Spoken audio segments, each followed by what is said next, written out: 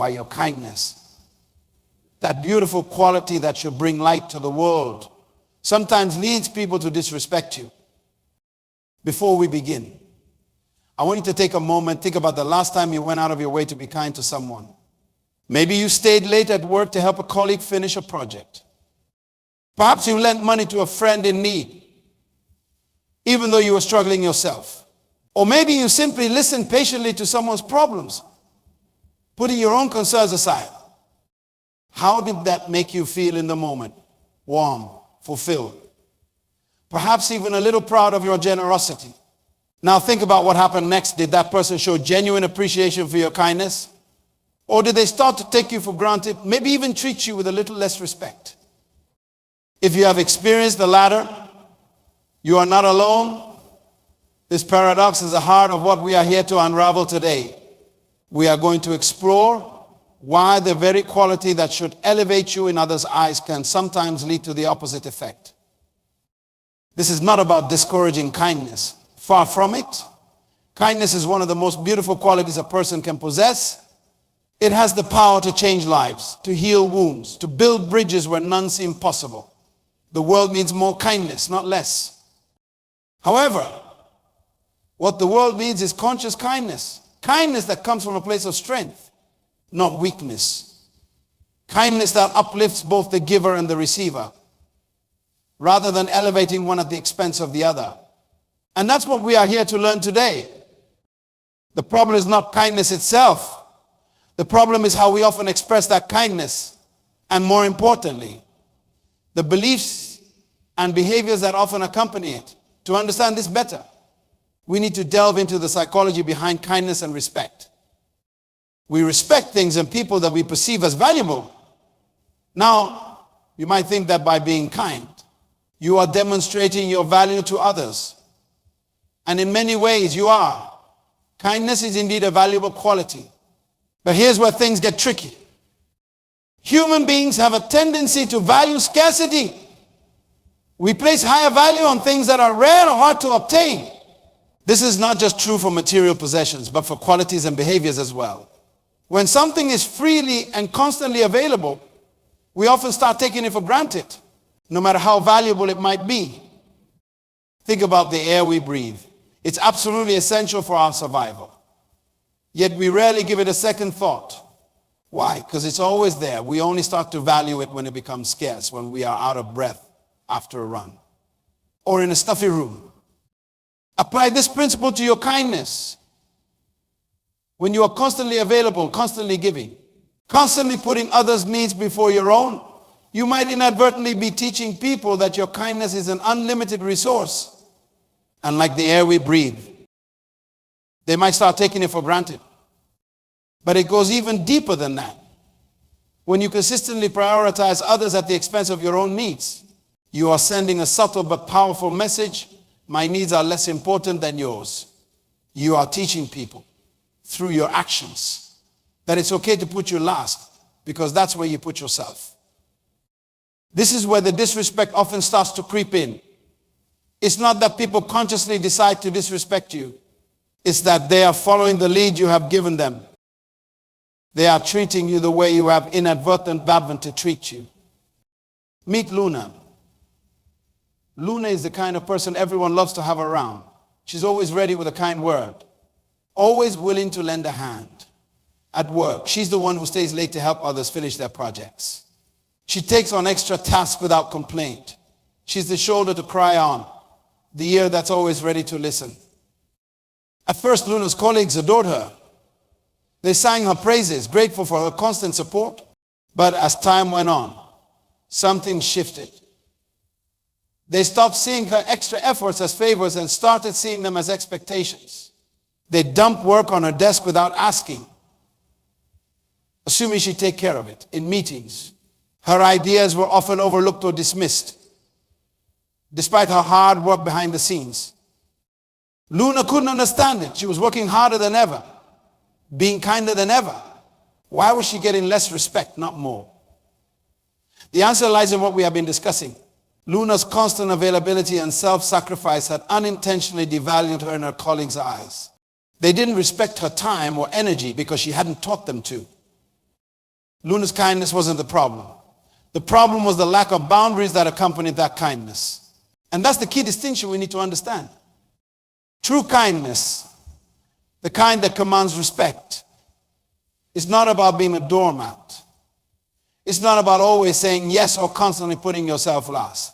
True kindness comes from a place of strength, not weakness. It's about having the courage to do what's right, even when it's difficult. And sometimes what's right is saying no. Sometimes it's putting yourself first. This might sound counterintuitive. You might be thinking, is not putting others first the essence of kindness? And yes, consideration for others is certainly a part of kindness, but here's the thing, you are part of others too. Your needs, your well-being, your respect, these things matter just as much as anyone else's. When you constantly sacrifice your own needs, you are not just harming yourself. You are also depriving others of the opportunity to be kind to you, to support you, to show up for you the way you show up for them. You are creating an imbalance in your relationships that ultimately serves no one. So how do we practice kindness in a way that commands respect rather than invites disrespect? It starts with self-awareness and self-respect. You must first recognize your own worth before you can expect others to do the same. This means learning to say no when you need to. It means setting clear boundaries and sticking to them.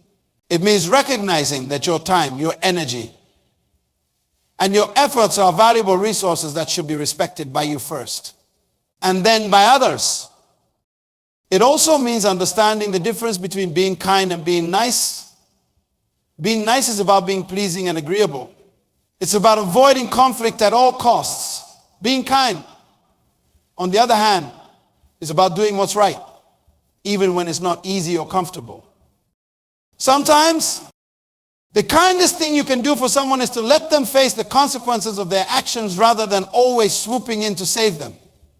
Sometimes it's about having that difficult conversation that leads to growth and understanding.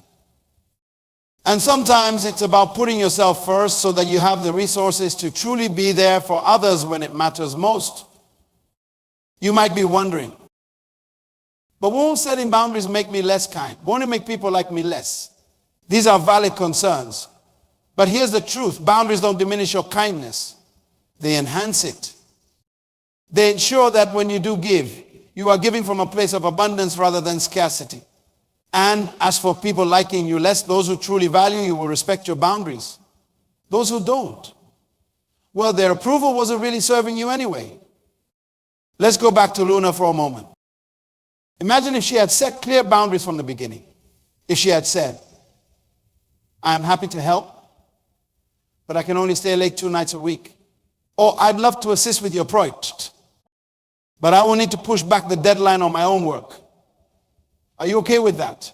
By doing this, she would have shown that she values her own time and energy. And in turn, her colleagues would have learned to value her too. This is the essence of kindness that commands respect.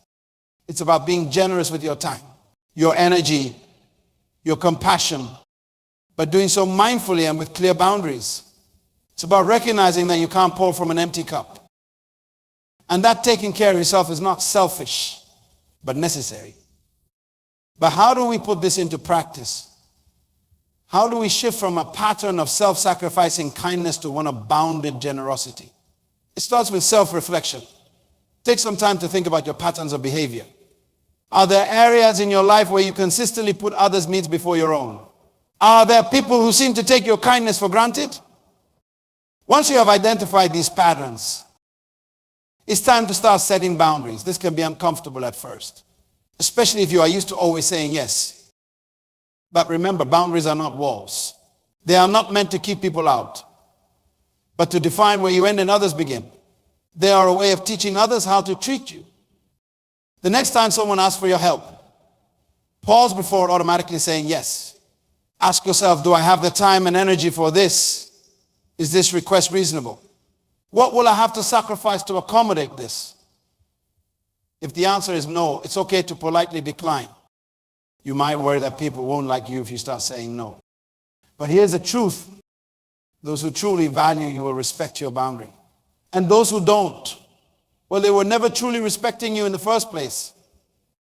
As you begin to set these boundaries, you will likely encounter some resistance. People who are used to your constant availability might push back. This is where courage comes in. Stand firm in your decisions. Explain your reasoning if necessary, but don't feel obligated to justify every no.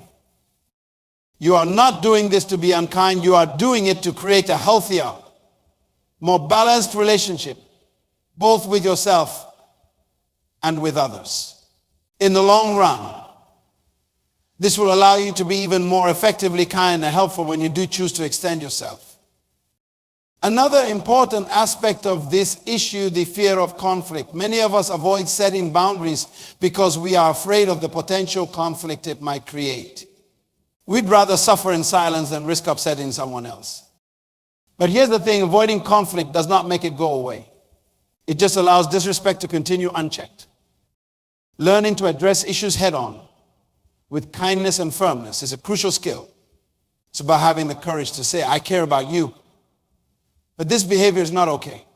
It's about being willing to have those uncomfortable conversations that lead to mutual understanding and respect. This brings us to an important point. Respect is a two-way street. Just as you need to respect yourself, you also need to actively show respect for others. This means listening to their needs, acknowledging their boundaries, and treating them with the same consideration you expect for yourself. When you approach relationships with this mindset of mutual respect, something beautiful happens. You create an environment where kindness can flourish without being taken advantage of.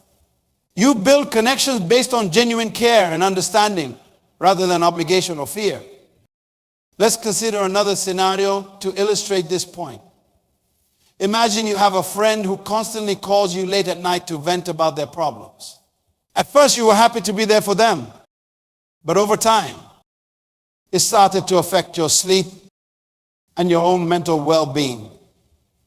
In the past, you might have continued to answer these calls, sacrificing your own needs out of a misplaced sense of kindness. But now, armed with a new understanding, you decide to address the issue. You might say something like, I care about you and I want to support you, but these late night calls are affecting my health. Can we set up a specific time to talk during the day instead? By doing this, you are not rejecting your friend. You are simply establishing a boundary that allows you to maintain the friendship in a healthier way. This approach allows you to be kind while also commanding respect. You are showing that you value the relationship, but you also value yourself. And more often than not, you will find that people respond positively to this kind of clear, respectful communication. As you practice this balanced approach to kindness, you will start to notice changes in your relationships. People will begin to treat you with more consideration. They will respect your time and energy because you have shown that you respect it yourself. And interestingly, you may find that your acts of kindness become even more appreciated because they are no longer taken for granted. But perhaps the most significant change you will notice is within yourself. You will feel more empowered, more in control of your life. You will no longer feel like a victim of your own kindness, but rather a conscious wielder of this powerful force. True kindness, the kind that commands respect, comes from a place of inner strength and self-assurance. It's not about constantly giving until you are depleted. It's about knowing your worth and operating from that knowledge in all your interactions. This kind of kindness is transformative. It has the power to change not just your life, but the lives of those around you. When you model self-respect alongside compassion, you teach others to do the same. You create a ripple effect of healthy, balanced relationships. As you start to implement these changes, you might feel guilty at times. You might worry that you are being selfish or unkind. This is normal. We have been conditioned to believe that putting others first all the time is the height of virtue. But remember, there's nothing virtuous about running yourself into the ground. True virtue lies in finding that balance where you can care for others without sacrificing your own well-being. By taking care of yourself, by respecting your own boundaries, you are actually increasing your capacity for kindness. You are ensuring that when you do give, you are giving from a place of fullness rather than emptiness. And that kind of giving is far more powerful and sustainable. In our personal relationships, it might mean learning to express our own needs and feelings, even when they conflict with others. In our professional lives, it might mean learning to delegate tasks or say no to daily additional responsibilities when our plate is already full. In our community involvement, it might mean choosing to focus our efforts on causes that truly resonate with us, rather than saying yes to every request for help. In each of these scenarios, the key is to approach kindness with intention and mindfulness. Before you offer help or agree to a request, ask yourself, am I doing this because I genuinely want to, or because I fear disapproval if I don't? Do I have the resources, time, energy, emotional capacity to give in this way right now? What are the potential consequences for me if I say yes? What are the potential benefits for the other person if I say no? These questions aren't meant to discourage you from being kind. They are meant to help you be kind in a way that's sustainable and respectful to yourself. Because here's the truth: when you respect yourself, you teach others to respect you too. The role of self-worth in how we give and receive kindness. Often, when we consistently allow others to disrespect our kindness, it's because on some level, we don't believe we deserve better. We might have internalized messages from our past that tell us our worth is tied to how much we give, how much we sacrifice for others. But this belief is fundamentally flawed. Your worth is not determined by how much you give or how little you ask for in return. Your worth is inherent. You are valuable simply because you exist, not because of what you do for others. Embracing this truth is crucial in learning to practice kindness that commands respect.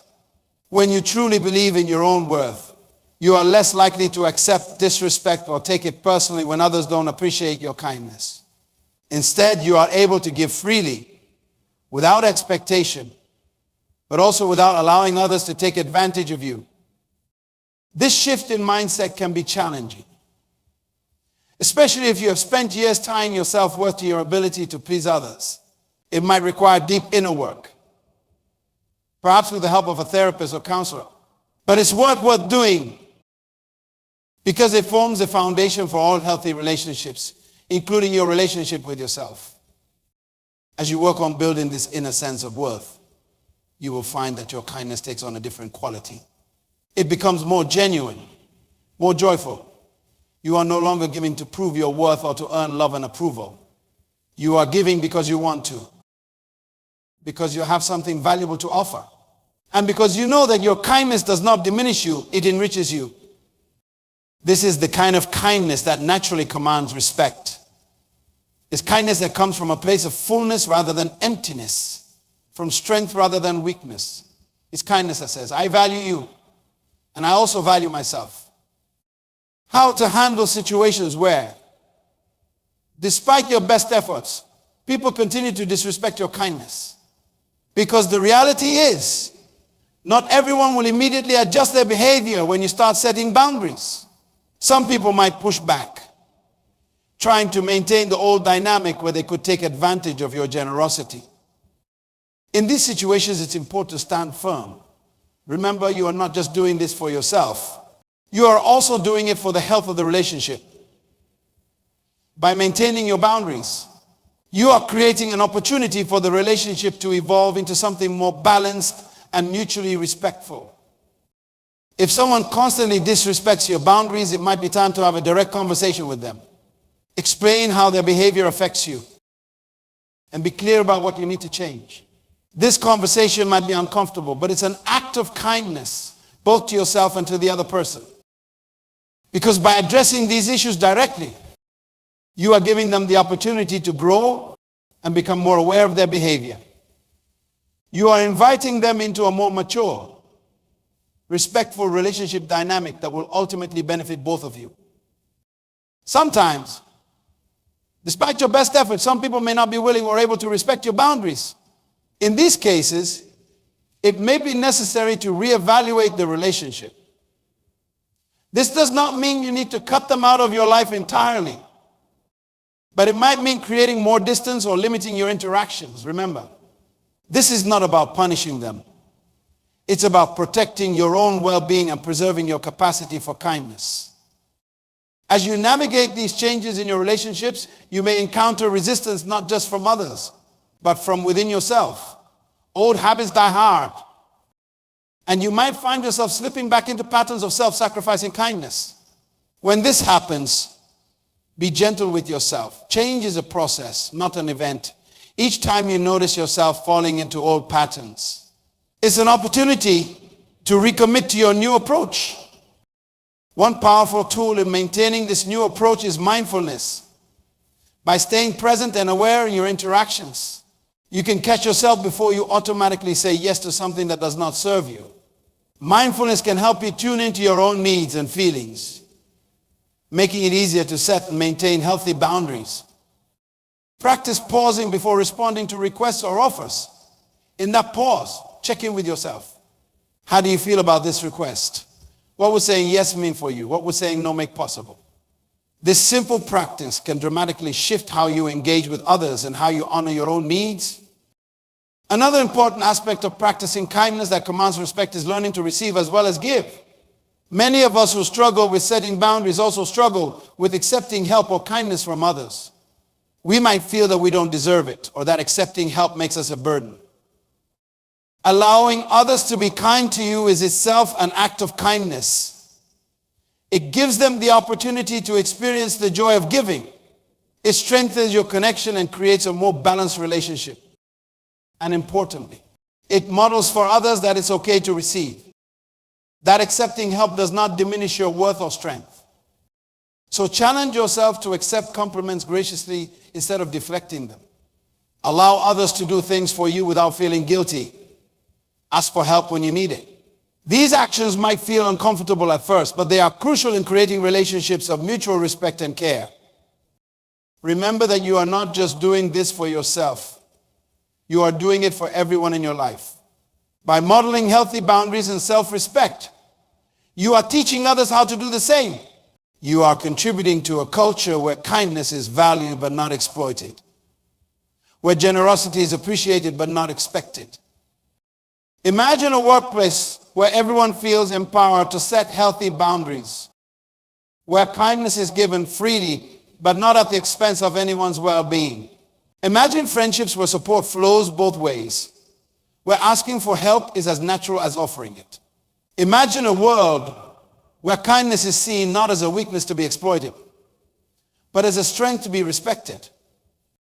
This is the world you are helping to create every time you practice kindness with boundaries. Every time you say no to something that does not serve you. Every time you express your needs clearly.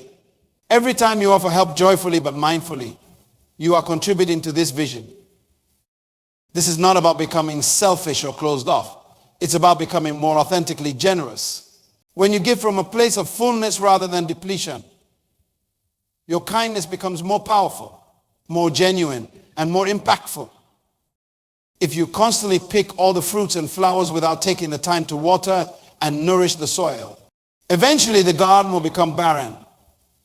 But if you take care of the soil, if you allow time for rest and rejuvenation, the garden will flourish, producing more than enough for you to enjoy and share with others.